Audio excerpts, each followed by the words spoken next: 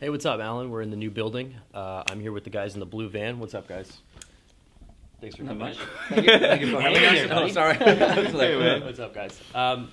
So you guys are in town for NXNE, and before we started rolling here, we were talking about Toronto, actually. Yeah. And have you guys played Toronto before? Have you guys been to Canada before? I think this is the fourth time in Yeah. Toronto and the fourth time in Canada. We supported Jet one time. Was that here in Toronto? I Oh, actually Montreal. don't remember. Somewhere in Canada. Yeah. I can't remember. Do you guys like Canada? You guys fans? Yeah, I like Canada. yeah. It's more like, especially when you're coming from, if you've been on a big tour in America, Yeah. and then you're coming into Canada. Of course, you have to cross the border. It's a bit hard, especially coming from Europe Yeah. and coming from America and going in there. But when you are here, it's more like being in Europe. Yeah, it feels Oh, like yeah. a That's what I like European about feel to it. compared to America. Yeah. So there is a noticeable difference, because like it's hard for me to tell, but there is a noticeable difference when you cross that border, right? Even the way people are, I guess. Like, Yeah. Less guns too. Yeah. Less Yeah, guns. yeah, yeah. Less guns. And healthcare. You guys have healthcare in Yeah, we Denmark? have healthcare. Yeah, I actually just watched what's it, Oh, Sicko? Yes, Yeah. it's a very depressing movie. Ah.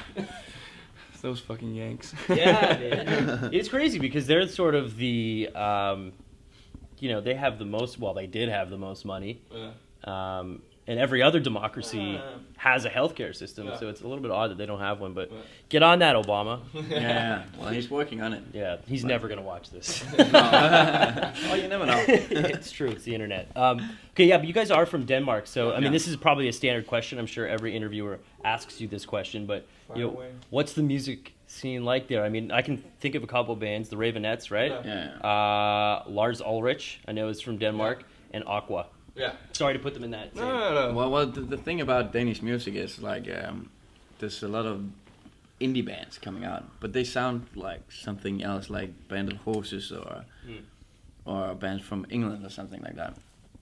So there aren't really. There's a couple of good bands, but it's hard to find some really good bands that's like outstanding or something. I do think though that there is like I would say like an upper class of bands that really have something very interesting to offer. But yeah, and I just saw in the program there's a couple of other Danish acts like the Ravenet. Yeah, you said Ravenettes, and a girl called Call Me Cat, and the Setting Sun, which are good friends of ours who They're all also playing play. NXT. Yeah. Sweet. Cool. Have you hooked up with those bands while you're here? we went out with the Setting Sun yesterday. Sorry, guys. Oh, sorry. You bastard. You ruined the moment. So where should we pick it up? Where's a good edit point? You know what? I guess I'll just go from here. Hold on. This is like the edit point, right? Cut time.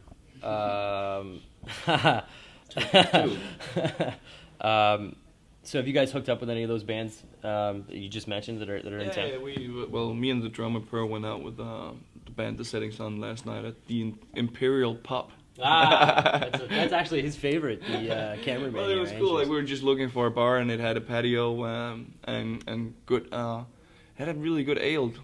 I can't remember like the Tank House ale maybe. Tank House? Yeah. Cool. Fucking great beer. Nice.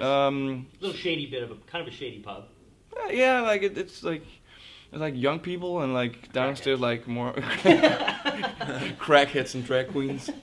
It's kind of over on that side of town. No, that's a great little spot. That's right, Young and Dundas. It was fun. Okay, so back to Denmark. I wanted to ask you guys. I mean, you're mentioning bands that sound, like Band of Horses, and there is an indie scene there. But I wanted to ask you guys, how did you guys get into, let's say, like 60s and 70s music, specifically rock and roll, and I guess even farther back blues? Because you guys have a bluesy. Yeah. Was that something that your parents? No, it was actually like in the beginning when we started playing together. It was like him and me and our organ player, guitar player Søren. At that point, we had another drummer, and we started out playing like Green Day cover songs and Helmet and stuff like that. Helmet. That's a band I haven't heard of in a while. And then one day, the guitar player, organ player, he watched a coffee commercial where there was like this guy playing air guitar to a Hendrix tune, Hey Joe. and he went to his music teacher and asked him who wrote that song, and he told him it was Jimi Hendrix. So he went out and bought a CD by Jimi Hendrix. Wow. And then it started more or less there, and then we the opened Rolling Pandora's Stones, box. Yeah. and then Rolling Stones and the Who and stuff like that, and Led Zeppelin. It's interesting to go backwards in music. Yeah. You know what I mean? Yeah. It's probably one of Yeah. the once you're, I guess, a fan of music, and once you get older, I think you start to go backwards a little bit. Well, let's talk about. You mentioned. It's interesting that you mentioned a commercial. I wanted to ask you guys specifically about commercials because I think was it 3 singles off the new record are in commercials. There's Silly Boy was in a commercial for BlackBerry or Samsung. Samsung Mobile. Behold. Obviously, there's the iPad commercial, which was probably like huge. It aired during the Oscars. The commercial. There's a couple other commercials, but are you guys okay with? Was that a decision that you guys were like, yeah, we'll do it, or was it something that you guys had to talk about? Definitely with It the was, iPad because like, it's the best exposure you can get. Like you can't buy publicity like that for money. But yeah, like maybe 2 or 3 years ago, we would maybe have been a little hesitated to use our music in commercials. But as the industry being as it is now, like it's just get in those commercials and TV shows and movies because it's where you get your music out to a new group of people. Because labels don't have money to like promote.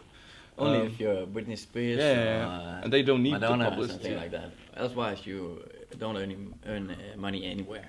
Yeah. So you have to get your money from somewhere, just to keep on writing music. It makes sense too that Apple too, because Apple digital downloads, like the CD sales here are at the lowest they've ever been. So I mean, are you guys okay with downloading? What's your take on that side of things? I think it's difficult because it is like kind of like taking money away from like the artist, but still in a way it's also like it's not only negative because it should also be seen as a tool to like promote your music as well. Like I think the whole thing is now that the music business is changing so much that we have to come up with a solution to how we like that you can still like maybe like do something like buy a membership for something and then you that way around get like money to the musician. Like it's very strange right now because it's like outlaw. Like there's no rules. So it's I think in a couple of years maybe people will work something out so it will make sense. Yeah, they'll probably figure it out. But right now, just go out and buy an album and put it on the internet so people can download it. I mean, it's gonna be an interesting, like, let's say 5 years for sure. When it see comes what's to going on there. Who knows? Yeah, 'cause really. Right now it's just fucked. Yeah, There's it is. nothing you can do about it. No. So.